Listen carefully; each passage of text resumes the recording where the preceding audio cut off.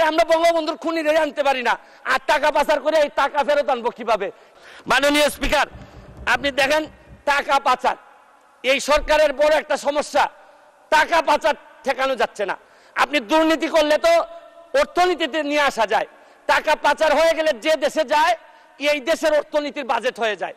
আরে আমরা বঙ্গবন্ধুর খুনিরে আনতে পারি না, আর টাকা পাচার করে এই টাকা ফেরত আনবো কিভাবে? এইটা একটা বড় সমস্যা।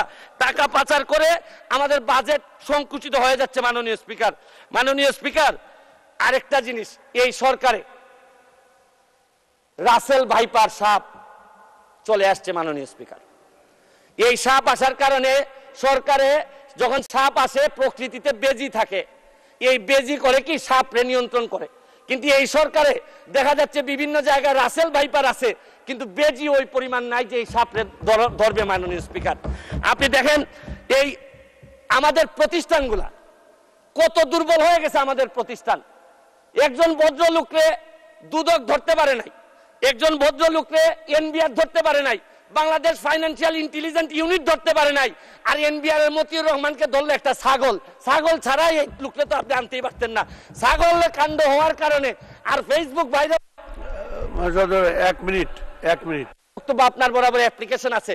আমি 247 ইনভোক করতেছি। এখানে 247 হচ্ছে কি আমার বিরুদ্ধে, এখানে একজন মাননীয় সংসদ সদস্য আমার বিরুদ্ধে অভিযোগ দিয়েছেন।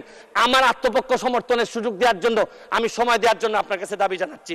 মাননীয় স্পিকার, এখন আসেন আপনারা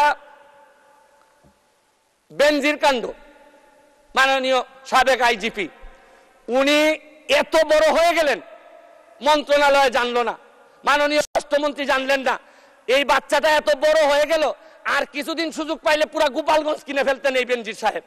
তারপরে এইটার দায় এই মন্ত্রণালয় এড়াইতে পারে না। মাননীয় স্পিকার, এখন আপনারা কালো টাকা সাদা করবেন, আমার কোনো অসুবিধা নাই। যদি মনে করেন টাকা রয়ে গেছে, কিছু টাকা জমানো বা বিভিন্ন অলস টাকা রয়ে গেছে, এটারে সাদা করবেন, কোনো অসুবিধা নাই। কিন্তু এই সাদা করার মধ্য দিয়া বেনজির আর মতিউরের টাকাও যদি সাদা হয়ে যায়, আর এদের ভবিষ্যৎ প্রজন্ম উত্তরাধিকার, আদর্শের উত্তরাধিকার যারা, তাদের টাকাও যদি সাদা হয়, তাহলে এই দেশে সময় শেষ, 1 মিনিটে শেষ করুন।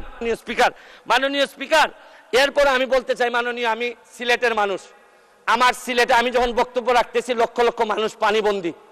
আমি আপনার মাধ্যমে মাননীয় প্রধানমন্ত্রীর কাছে দাবি রাখতে চাই, একটা হাইড্রোলজিক্যাল একটা রিসার্চ করেন।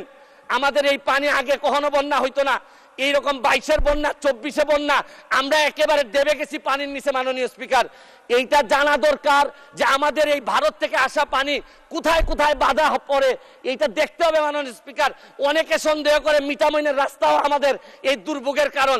যদি হয় এইটারও মডিফাই করতে হবে, কারণ একটা জেলারে আপনি সৌন্দর্য দিয়ে আরেকটা জেলা ডুবাই দিতে পারেন না। মাননীয় স্পিকার,